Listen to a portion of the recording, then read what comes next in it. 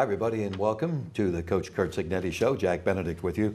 We talk IUP football after a homecoming game and 51-28 win over Seton Hill last Saturday, putting IUP's winning streak, extending it down a 5-1 record.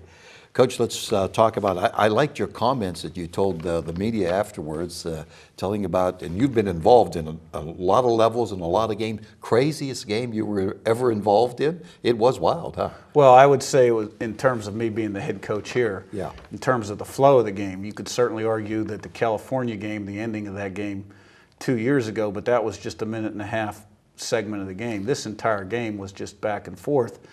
I wasn't totally surprised that it was the type of game it was. I knew Seton Hill was very capable of moving the ball and scoring points, but the ebbs and flows of the game, partially because of some special teams plays, really made it interesting. Yeah, it was a great start. First of all, get a record-setting punt return by Walt Pegues. He goes 96 yards for the touchdown, and boy, that had to hype you up in a hurry. And of course, then Seton Hill comes back, but that kind of it set the tone for what was going to be a crazy day. It was a really big play. Seton Hill got the ball first, moved it pretty good. We did stop them on third down, punted. Walt caught the ball.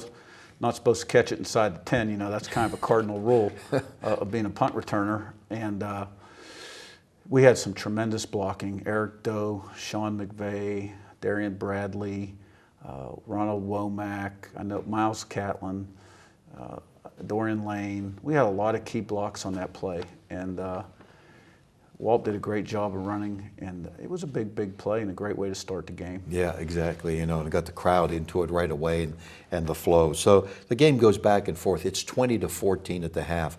Drew Jackson, the quarterback, attempts 42 passes in the first half. So what did the halftime speech sound like?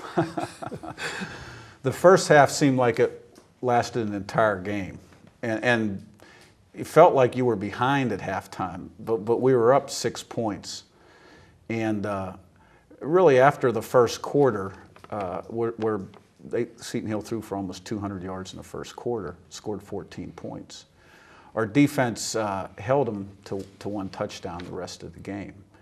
And even though we gave up some yards, we made big stops when we needed to, and did a good job of mixing up some coverages. We had some key guys go out of the game very early, which put us on our heels a little bit. Keno Robertson, Dorian Lane, and of course Takai Turner did not start, and Alex Berdolf did not play. So it led to a shootout. There were some missed opportunities on offense in the second quarter, which could have resulted in 2 more touchdowns. The halftime message was, you know, okay, guys, we're in a very close game. We've talked a lot about being in close games and playing our best during close games. Fortunately, we've had some experience here lately in close games, which I think will really benefit us down the road. And that every play is the most important play of the game because it's the play you're playing right now, and that we have to execute and have great poise and discipline and don't look at the scoreboard. And the offense came out in the second half, opening drive, scored a touchdown, which, you know, every game but one that we have played, the offense has come out and scored a touchdown on the opening drive of the second half. So that was big, and it gave us a 2-score lead. Right. Now, you got a lot of good efforts on the day, mentioning the record-setting punt return. I want to mention Brett Ullman sets a record with 7 extra points. And then you have this guy named Bubba, they nickname, you know, Darian Bradley, scores 4 touchdowns for you. Part of 24 points in the fourth quarter. So you had to finish strong because you were only up by 2. Well, that's right. I mean, we had a 13-point lead and could have extended the lead, but then we had a punt block for a touchdown. We fumbled the ensuing kickoff, and with 11 minutes to go in the game, it's a 2-point game, and the game was on the line. And from that point on, I thought in all 3 phases we really played well and took control of the game. Won the fourth quarter 24-7. And Darian Bradley was a big part of it. We put him in at running back with our 2-tight 2-back package, 1 wide receiver. He's a good downhill runner and runs with his pads low. He can break tackles. Thought our guys up front started to take physical control of the game. We made a couple plays in the passing game too. And the defense came up with critical stops, and at the end of the day, it was a 51-28 victory. Yeah. Let's talk a little bit about Bradley, because You had a lot of running backs at one time in Yeah. the spring, and then coming into the fall, maybe as many as 7, and then they started to fall because of injuries, Right. this and that sort of thing. He was pretty much your one constant, wasn't he?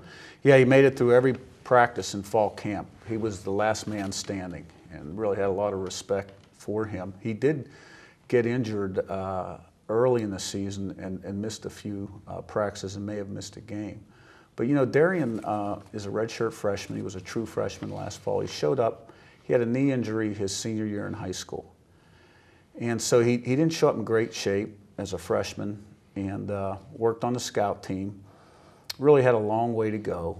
But he really had a nice spring, came back in good shape, and just gets better and better. He's probably improved as much or more than any guy in our program in a relatively short period of time. And he's a very smart football player too. Yeah, showed great balance on that one touchdown. They almost went down, I think, at the 5-yard line. You got a lot of help, and you needed it because of the aforementioned injuries from people that came in on defense and filled in for those injured players. You might want to mention some of them. Yeah, well, you know, Jake Campbell started at safety for Takai Turner, and Dorian Lane went out, so Miles Catlin came in. Then Miles actually went out, and Stewart went in at linebacker, who was been practicing all week on the scout team and is a senior walk-on with us for the first time. Ronald Womack went in at the star position because Aquino Robertson went out. We had a lot of new faces. Of course, Alan Wright's playing the field corner, been playing it for a while. Jay Watkins has been out for the whole season. So a lot of new faces, a lot of scrambling, but we settled down, and we played pretty good defense. After the first quarter, even though Seton Hill got their yards here and there, we held them one score the last 3 quarters. Yeah.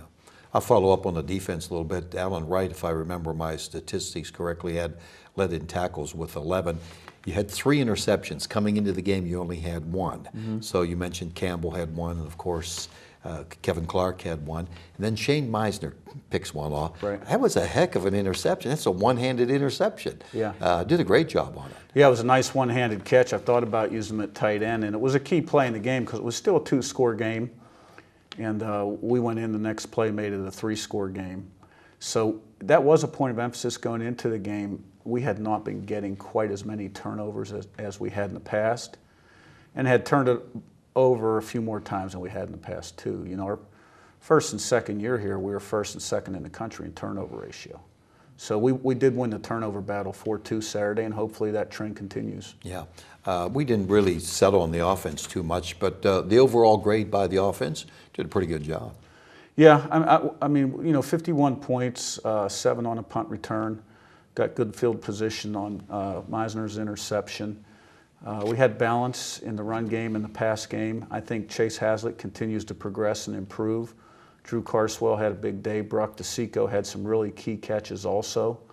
We ran the ball fairly well. And, there were some plays out there we could have made that we didn't. And so hopefully, we continue to improve. The whole football team continues to improve, because I really do believe that there's another level that we're capable of playing at. I think it's been a nice climb since the second game, and I think the team has taken care of business and handled things. And, we've got a big game coming up this week. They're all big. But obviously when it's Cal, everybody knows that Cal and IUP is a big game.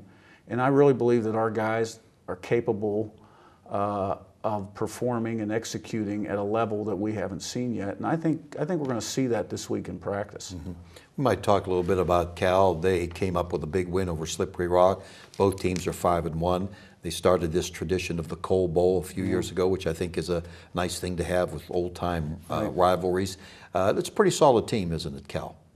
I think Cal's a very improved football team over last year. It starts on offense with the offensive line functioning better than it has the past couple years. Do a really good job up front. The running backs, there's some new faces at running back that can do a few more things with the ball than maybe they have the past year or two. The couple threats out there at wide receiver that can go vertical and make plays, a couple tight ends also. And that adds to a nice supporting cast for the quarterback, that they can run it and have balance and throw it. And he's very much improved over last season. So Offensively, I think there's been significant progress made by Cal, and defensively, they're always very solid. They're a bit young. They're young, but very fundamental, run to the ball, very good defense. And Cal is very good on special teams, too. Do a really good job on special teams. So, good football team. You had mentioned, and we'll wrap it up here, that a game like Seton Hill, you needed to see your team get some challenges. Yeah. And you had some adversity in this game with the injuries and all. And then to prevail, come out with a win like this, that should help, shouldn't it, down the line? Yeah, I mean, I think if you look at the history, the recent history, last couple of years here, you know, we've had a lot of games where we just won by big scores and always expected to dominate the opponent. So when that doesn't happen, sometimes there's a little sense of frustration that it's not happening. And we talked a lot about this year after our second game that we were going to be a team that was going to be in a lot of close football games, and we would have to play our best football when the games are tight. And we've been in 3 really close games, you know, since then. So the fact that this got down to a 2-point game with 11 minutes to go, and the way we responded, you know, I was very proud of our football team with the poise and the discipline and the effort, the poise and execution that we played with.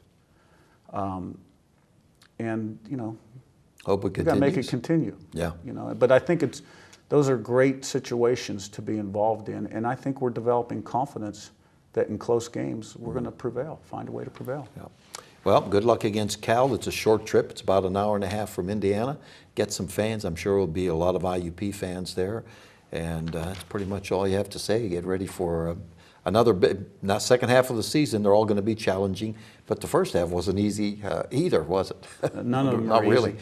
They all bring their own unique set of circumstances that make them tough. And, you know, this week's opponent is a good opponent. And we're looking forward to preparing and getting ready for them. Yeah. Curt, good luck to you, all right? Thanks, Jack. Yeah. That's Coach Cignetti, Curt Cignetti, as we get ready for IUP in California in the Coal Bowl. It's a 1 o'clock kickoff on Saturday at California. Hope you'll be there and hope you'll tune us in too. For the coach, Jack Benedict, have a nice evening.